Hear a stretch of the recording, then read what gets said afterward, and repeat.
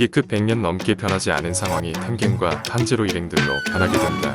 상현을 쓰러뜨린 정보를 들은 비설대의 당주 우부야시키 카가야는 슈프치지 무잔 내 놈은 기필코 우리가 우리에 대해서 쓰러뜨린다 라고 말하며 황금세대인 직원 무잔을 쓰러뜨리겠다고 다짐을 한다. 그리고 무한성에서는 상현의 죽음으로 화난 무잔은 상현들을 무한성으로 소집시킵니다.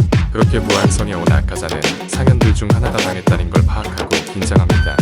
아카자를 본 교코가 내가 당한 줄 알아서 설레했는데 라고 하며 교코가 한텐구와 등장을 한다. 아카자는 이를 무시하고 상현의 일이 보이지 않아 혹시 당한 거냐고 물은 순간 아카자에게 어깨 동무를 하며 인사를 하는 도우마가 곧이어 등장하고 도우마는 교코에게 맞는 하나리를 여자의 머리를 잘라 장식을 했다며 오니의 오사칸과 사이코 같은 모습을 보입니다.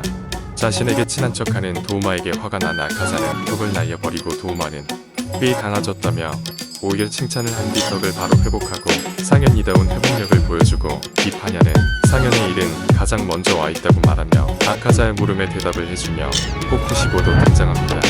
이렇게 해서 상현들이 모두 모이고 무전도 모습을 드러냅니다. 무전은 큐타로가 죽어 매우 크게 분노했었고 상현들에게 푸른 피아노와 우부야시키 일족을 빨리 죽이라고 113년 만에 긴장감을 불어넣습니다.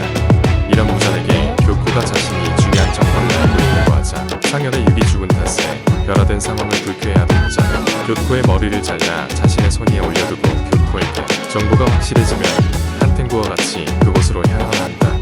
그러자 무전의 관심을 받고 싶어하는 도우마도 같이 가려 하지만 아카자가 무전님은 너에게 명령한 적이 없다며 저지합니다. 비파녀가 교코와 한텐구를 어디론가 보내줍니다. 무한성에서 무전의 분노로 비설대의 대장을 빨리 처리하기 위해 오니를 2마리나 보냈죠. 템겐과 탄지로 일행들도 겨우 잡은 게 상현 6인데 이보다 더 강한 오니들이 간다. 과연 어떤 피해가 일어날지 누가 막을 수 있을까 기대가 되는 부분이었습니다. 탄지로 회복 탄지로의 조상으로 보이는 자가 귀걸이를 하고 있는 남자에게 가족을 모두 지켜주어 고맙고 당신을 후손 대대로 남기겠다 합니다.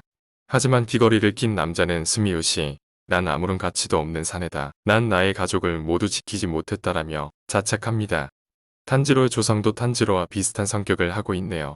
그리고 귀걸이를 한 남자는 가족을 모두 구해준 것을 보면 꽤 강해 보입니다.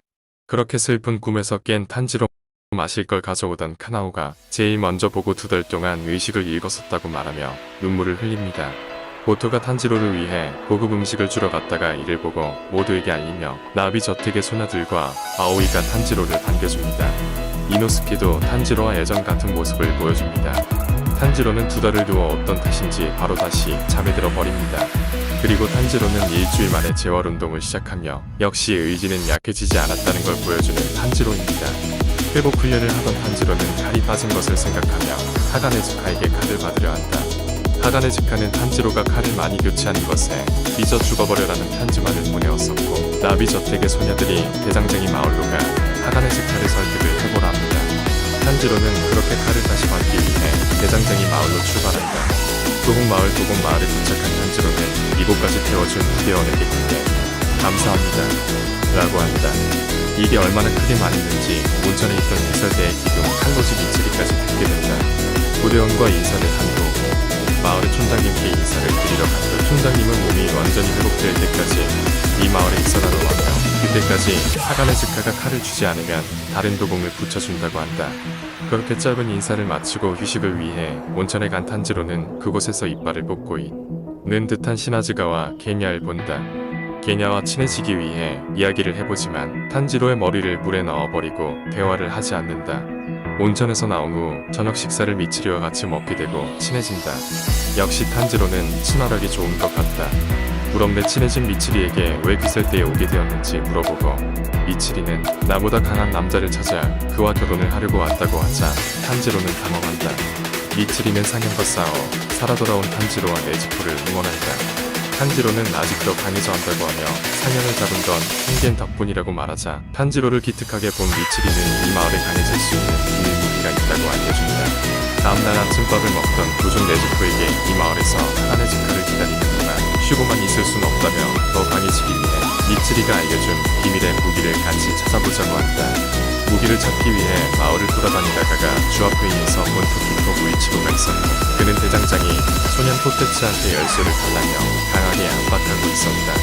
그리고 탄지로 눈에 들어온 것은 포테츠 뒤로 처음 보는 사람이었다. 탄지로는 처음 본 사람이었지만 무언가 알고 있는 느낌을 받았고 이렇게 귀멸의 칼날 3기 1화가 끝이 난다.